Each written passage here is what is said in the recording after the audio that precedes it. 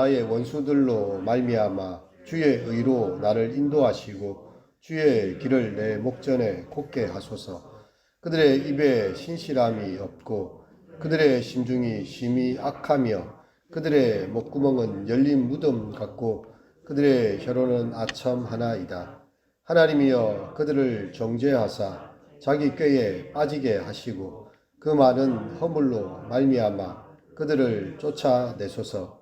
그들이 주를 배역함이니이다. 그러나 주께 피하는 모든 사람은 다 기뻐하며 주의 보호로 말미암아 영원히 기뻐 외치고 주의 이름을 사랑하는 자들은 주를 즐거워하리이다. 여호와여 주는 의인에게 복을 주시고 방패로 함같이 은혜로 그를 호위하시리로다. 아멘. 시편 5편의 세 번째 말씀입니다.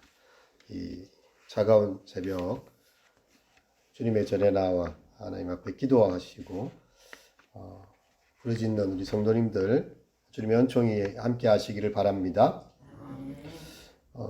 다윗은요 주님의 그 풍성한 사랑을 힘입어서 주의 전에 들어가 주를 경외함으로 성전을 향하여 예배하겠다라고 표현했습니다.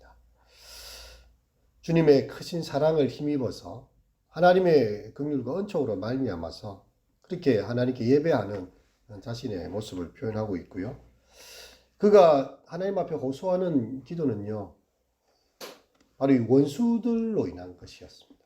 그래서 이 8절에 보면 나의 원수들로 말미암아 주의 의로 나를 인도하시고, 그를 괴롭히는 원수들이 있다는 거죠.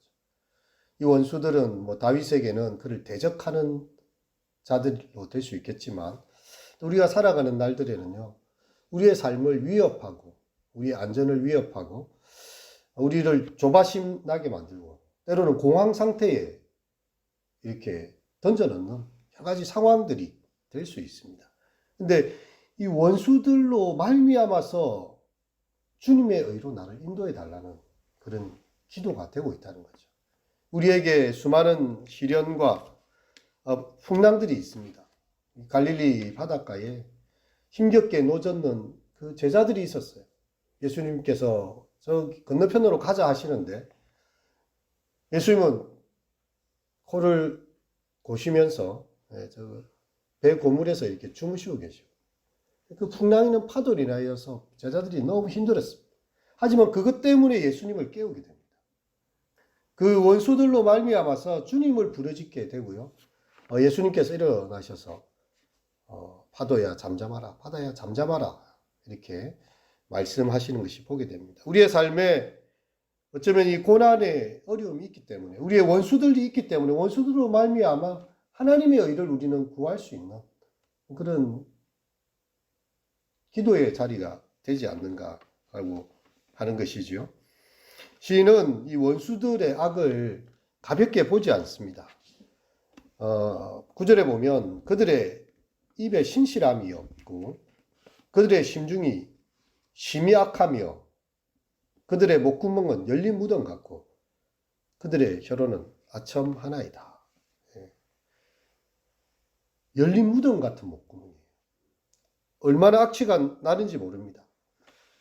자신을 향하여서 말하는 이 사람은요, 심중이 심히 악한 사람입니다. 우리는 이 세상이 이 신라곤의 세상이라는 것을 알아야 되고요. 악인들이 있다는 것을 분명히 알아야 합니다. 그냥 이렇게 꽃길만 걸을 수 있는 게 아니에요. 가시밭길이 있고 거친 돌짝밭이 있고요. 악한 원수들이 있습니다. 이런 상황에서 시인은 하나님 앞에 기도하는 거죠. 하나님께서 그들을 정죄하시고 자기 꾀에 빠지게 하시고 그 많은 허물로 말미암아 그들을 쫓아내소서. 그들이 주를 배역함이니라. 단순히 다윗을 괴롭히는 정도가 아니고요. 이들은 하나님을 배역하는 그런 자들입니다. 하나님이 없다 하는 자들입니다. 시편 2편에 나온 것처럼 어찌하여 이방 나라들이 분노하며 열방들이 허사를 경영하는 거. 우리가 하나님께 매인 것을 다 끊자.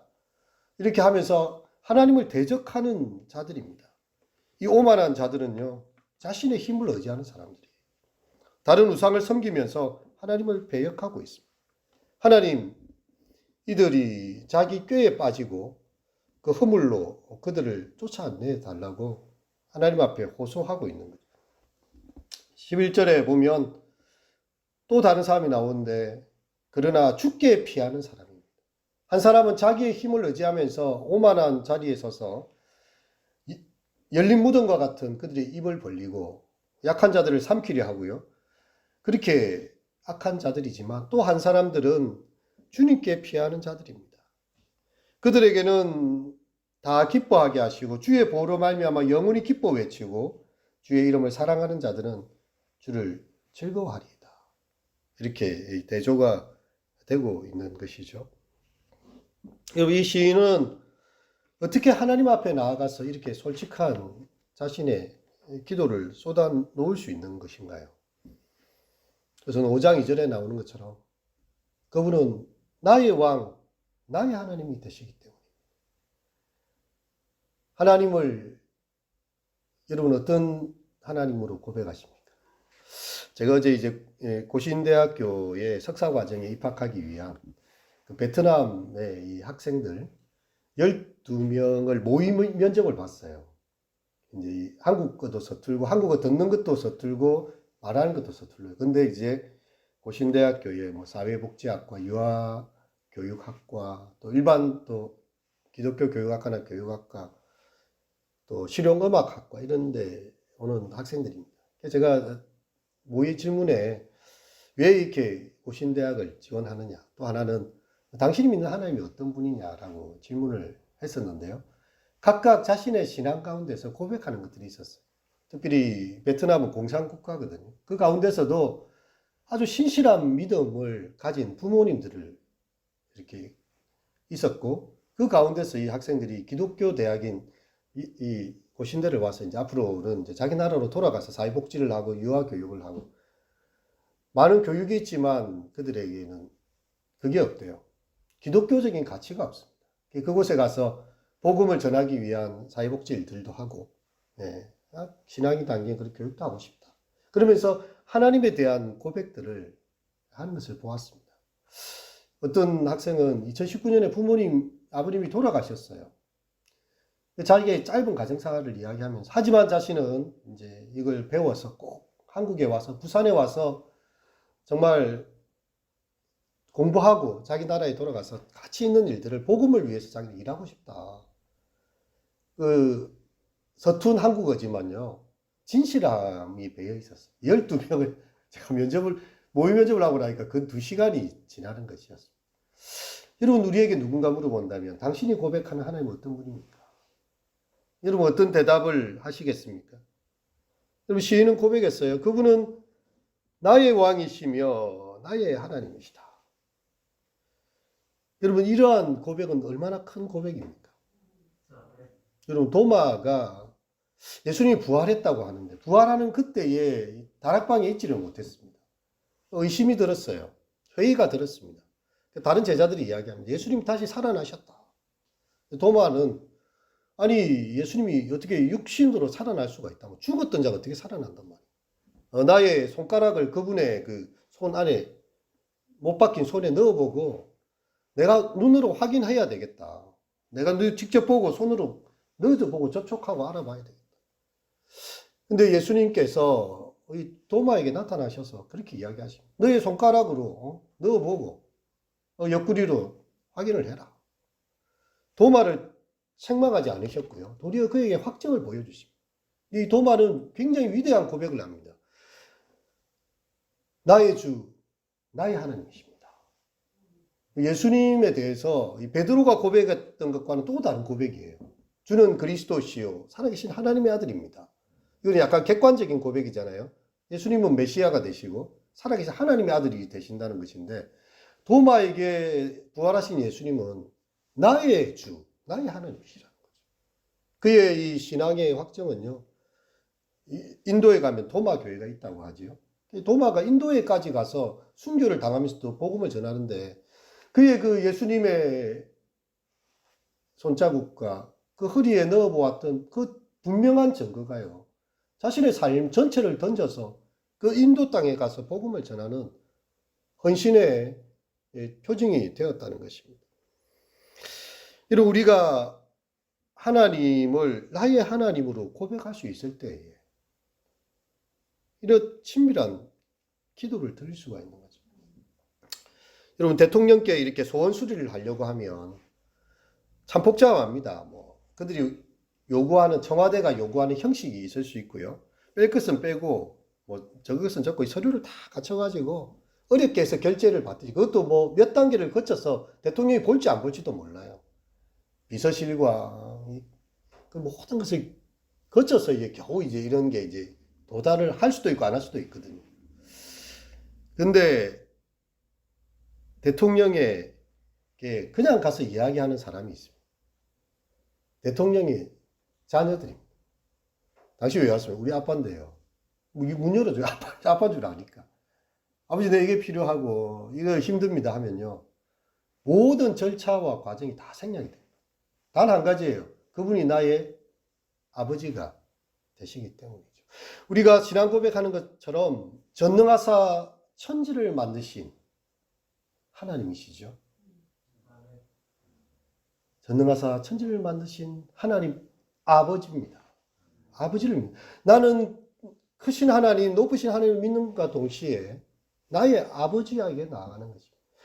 우리가 어떤 다른 절차가 아니라 우리의 두 손을 모으고 십자가를 통하여서 그 은혜의 보좌 앞에 담대히 나아갈 수 있는 것. 때를 따라 돕는 은혜를 얻기 위하여 하나님의 은혜의 처소로, 그 보좌 앞으로, 시연소로 나아갈 수 있는 것. 바로 예수 그리스도의 풍성한 사랑, 십자가의 은혜를 힘입기 때문입니다.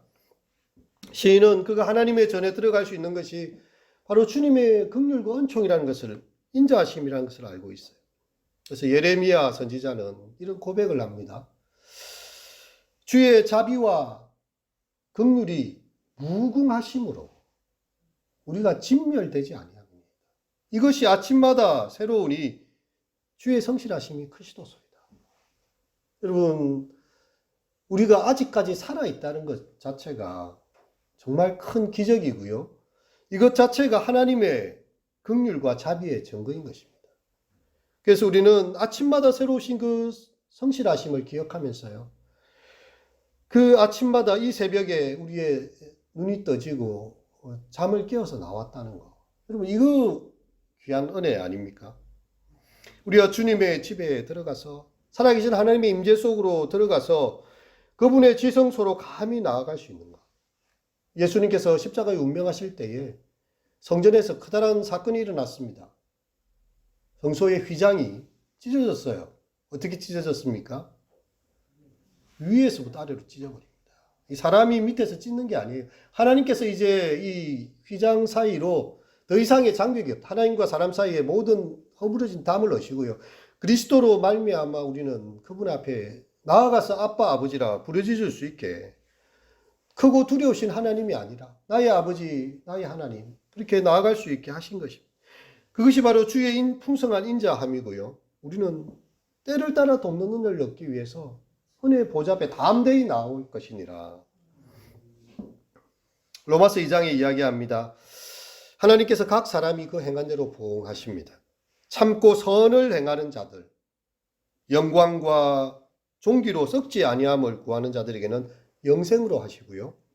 오직 당을 지어서 진리를 쫓지 않고 불의를 쫓는 자들에게는 노와 분으로 하시리라. 이 시간 우리가 참고, 우리 찬양 가사에 있었잖아요. 행복, 성경민 목사님이 보면, 억울한 일 많아도 주를 위해 참는 것.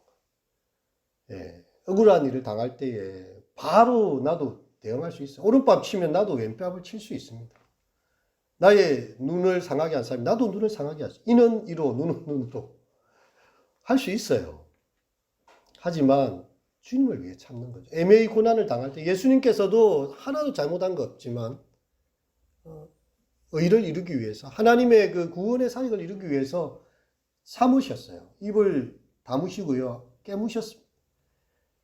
도살장으로 끌려가는 어린 양처럼 정말 모든 일에 참으실 때예요. 하나님께서 그를 온전히 의로 여기시고 예수 그리스도의 그 십자가를 통하여서 우리에게 구원의 길을 여셨습니다.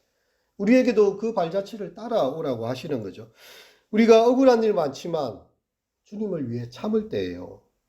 영광과 존귀로 영생으로 우리 가운데 말씀하시는 주님. 주님께 피하는 모든 사람들은 다 기뻐하며 주의 보호로 말미암아 영원히 기뻐 외치고 주의 이름을 사랑하는 자들은 주님을 즐거워하게 될 것입니다. 시인은 이렇게 마지막에 기도합니다. 다 함께 읽겠습니다. 12절 시작. 여호와여 주는 의인에게 복을 주시고 방패로 함같이 은혜로 그를 호위하시리이다. 아멘. 이 새벽에 나와 기도하는 하나님을 향하여서 이렇게 얼굴을 바라며 그 소리가 들으시도록 간구하는 우리 성도님들에게 주님께서 복을 허락하시고 방패로 호위하시는 것처럼 우리의 앞뒤 전우를 호위하시고 우리의 가족과 우리 교회와 이 땅과 이 민족 가운데 보호하시는 은총을 경험하실 수 있기를 바랍니다. 예, 기도하도록 하겠습니다.